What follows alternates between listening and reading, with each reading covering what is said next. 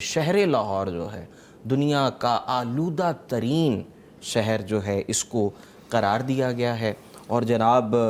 حکومت نے جو ہے اس پر کچھ آپ کہہ سکتے اقدامات اٹھائے ہیں کہ دھواں چھوڑنے والی جو گاڑیاں ہیں ان کو بند کرنے کی جو ہے باقاعدہ طور پر پلاننگ کی جا رہی ہے۔ اور اس کے ساتھ ساتھ اسی سے متعلق ایک سوال یہ بنتا ہے کہ فیکٹریوں کا دھواں فضا کو آلودہ کرتا ہے، تو اس حوالے سے مفتی صاحب کیا دین اسلام کیا کہتا ہے، کتاب و سنت کیا کہتی ہیں؟ ہم ماحول کو آلودہ کرتے ہیں، ہم اپنی ذمہ داریاں جو ہے وہ ہم نہیں محسوس کرتے، ہم اپنا رول پلے نہیں کرتے اس انوائرمنٹ کے لیے، اس معاشرے کے لیے، اس پر ذرا شرعی رہنمائی کیجیے۔ ماحول کو صاف ستھرا رکھنا اور پاکیزہ رکھنا یہ شریعت کے احکام میں سے ایک حکم ہے۔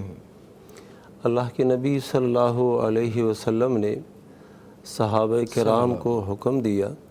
کہ آپ لوگ اپنے گھروں کے جو صحن ہے، گھروں کے باہر کا جو حصہ ہے ان کی صفائی ستھرائی کیا کرو۔ اس وقت مدینہ کے اندر یہود رہتے تھے، وہ ایسا نہیں کرتے تھے۔ نظفوا افنیتکم فإن اليہود لا ينظفونها، تم اپنے گھر کے باہر جو حصے ہیں ان کی تنظیف کیا کرو، ان کو صاف ستھرا رکھا کرو۔ یہ جو یہود ہیں وہ ایسا نہیں کرتے۔ تو صفائی ستھرائی نظافت یہ دین اسلام کے اندر ایک محمود چیز ہے، قابل ستائش عمل ہے، اور ہر وہ چیز یا ہر وہ سلسلہ جس سے آلودگی پیدا ہو، لوگوں کو، انسانوں کو، حیوانات کو، جانوروں کو نقصان اور ضرر پہنچتا ہو، شریعت نے اس کے اوپر پابندی لگا دی ہے۔ اللہ کے نبی صلی اللہ علیہ وسلم نے فرمایا لا ضرر ولا ضرار فی الاسلام،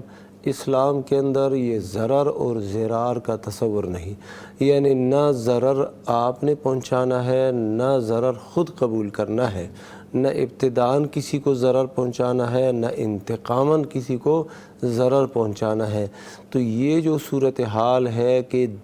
ایسی گاڑیاں جو مضر دھواں چھوڑتی ہے، اور اسی طرح فیکٹریاں بعض لوگ یہ کھیتوں فصلوں کو آگ لگا دیتے ہیں جو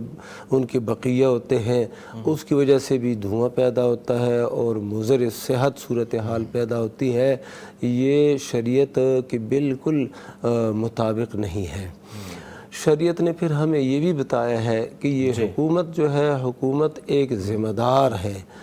مسئول ہے، اور اس پہ لازم ہے کہ اپنی جو رعیت ہے، لوگ ہیں، قوم ہے، ان کی بہبود کے لیے وہ کوشش کرے اور ان کے آسانی اور آسائش کے لیے قوانین بھی وضع کرے اور ان پر عمل بھی کرائے۔ تو جب ایک حکومت، ایک نظام بعض چیزیں جو ہے نا وہ وضع کرتے ہیں تو ان کی پابندی کرنا لازم ہے۔ اللہ سبحانہ و تعالیٰ نے قرآن مجید کے اندر فرمایا یا ایہا الذین آمنوا اطیعوا اللہ واطیعوا الرسول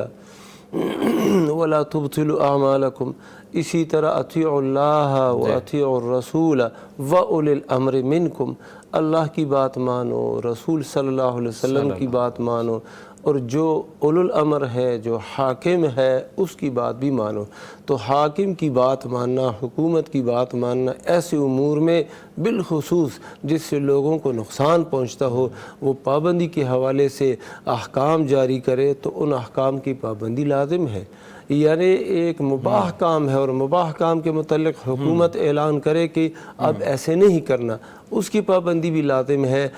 جائے کہ ایسی چیز کے بارے میں حکومت حکم جاری کرے کہ یہ نہیں ہونا چاہیے، وہ گاڑیاں جو نقصان دہ دھواں چھوڑتی ہیں، یا پھر لوگ کھیتوں کو آگ لگاتے ہیں، کسان وغیرہ،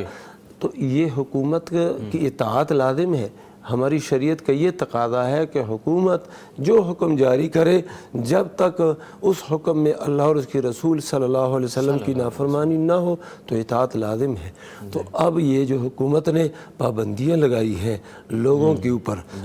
یا ماحول کو صاف اور ستھرا رکھنے کی کوشش کر رہی ہے، تو اس میں عوام کو، لوگوں کو حکومت کے ساتھ تعاون ان پر لازم ہے کہ کریں، اور حکومت کی بات مان جائے، اطاعت کریں۔